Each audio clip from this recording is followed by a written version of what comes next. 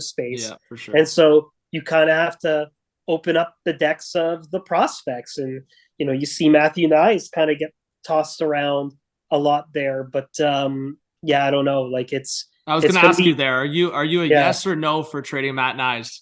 I'm a yes if it makes sense. Like, I don't think any prospect the Leafs have right now is untouchable. Like, I really don't. Like, if it's when you look back to it, I don't know.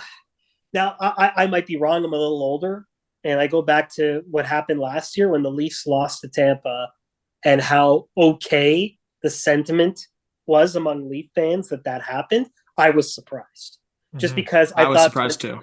Yeah. I thought 2020 was such an opportunity missed with how easy that path was to the conference finals or whatever you call it in that year, because they didn't have conferences. But to have that route to the Final Four and have no excuse, and you load up, and that was the final result, that I just don't see how you can approach other years with the divisional opponents that you have, that you don't kind of lean into it and try and push forward. Now, maybe they're seeing what Boston is right now, and it may not be worth mortgaging the future for what looks like a juggernaut in that division. But then at the same time, do the Leafs have appetite for a first or second round exit? I don't know. It's tough. It's a real tough one.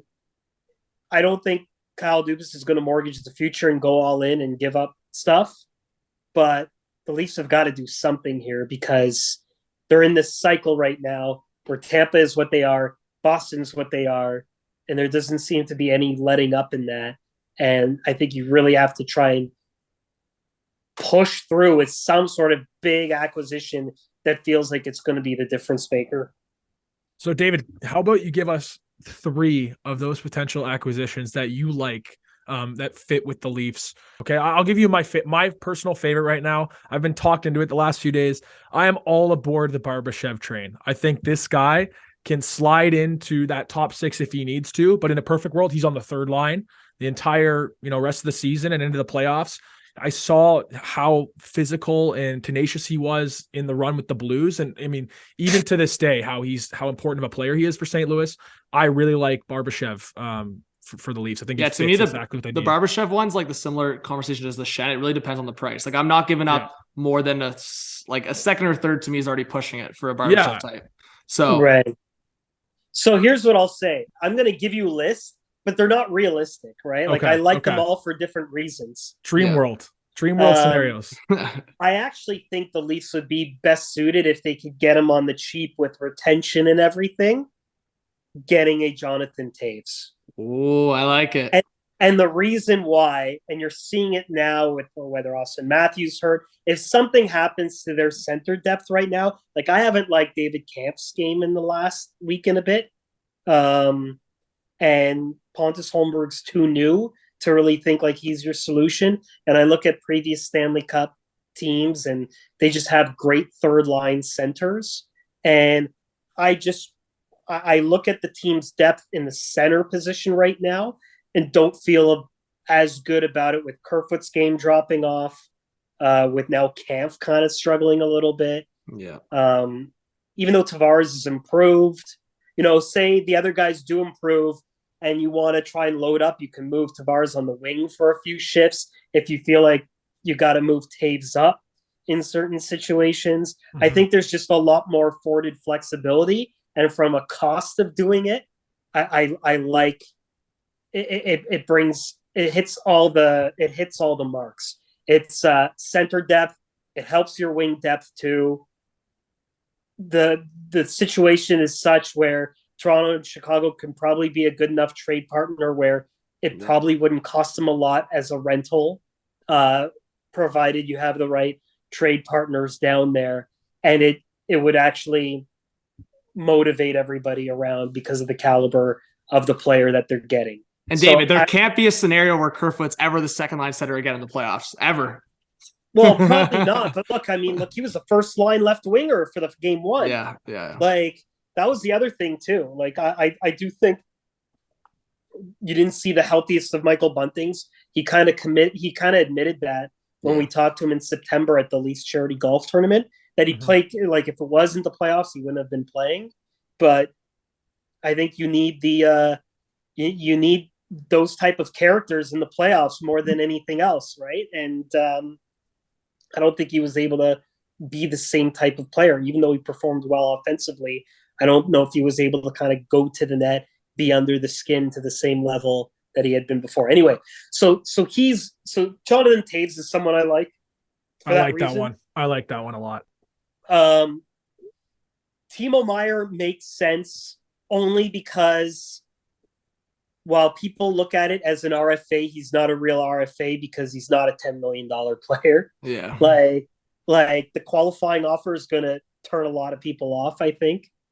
And the Leafs could be in one of those situations where, depending on the assets, they can either try to negotiate to keep him or just let him walk away and treat it like a UFA acquisition, like a lot of people could. But at the same time, maybe sign and trade or figure out if he's a part of that process too, to kind of help in their top six. So there's that. And in that one, David, that's Matthew Nyes. That's probably the first round pick. Or Matthew Nyes in a sec. It's a steep price, that one for sure. Yeah, I don't know. I mean, there's that. The Jake McCabe one makes a lot of sense too. So, like, I don't want them to give up a first for a McCabe. I feel like I'm gonna get some PTSD stuff going here if they trade a first for a guy that just doesn't scream impact.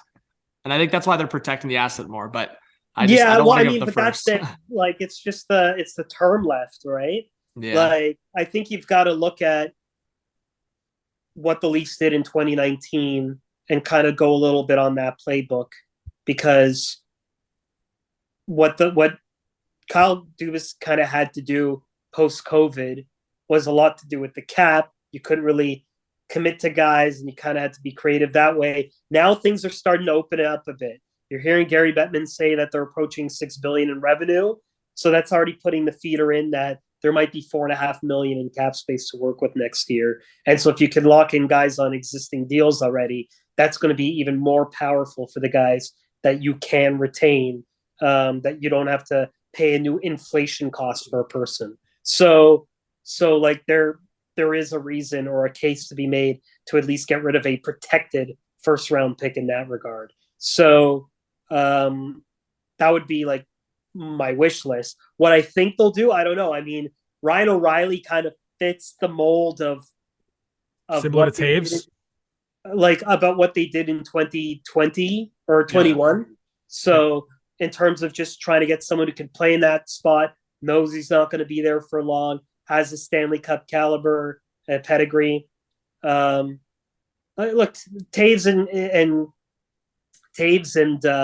Ryan O'Reilly fit that quota of acquiring an existing captain at the deadline as well. I was going to say, do you think Dubas could look at? Do you think Dubas could look at last year, like what he did kind of with Giordano, Blackwell? Like, I know people have talked about like the Laverty, McCabe, or I've seen other people talk about Tanner Jeannot and Ekholm. So I mean, you can go down the list. I feel like Dubas will make one move that will surprise us. Maybe one that's expected, but I think one's going to come out of, and it might not necessarily even be big. I think it's just going to be one name that we just haven't talked about. Yeah, it's possible, but I think the main thing is going to be, we don't know what their LTI situation is going to be between now and March 3rd, which is what's making it so wide open in terms of the possibilities of what they could do.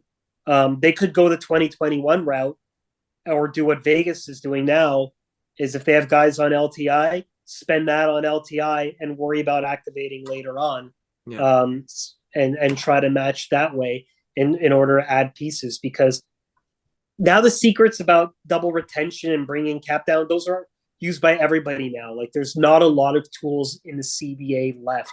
Not saying they can't surprise us, but digging through the math, there isn't a lot out there that's going to be unique.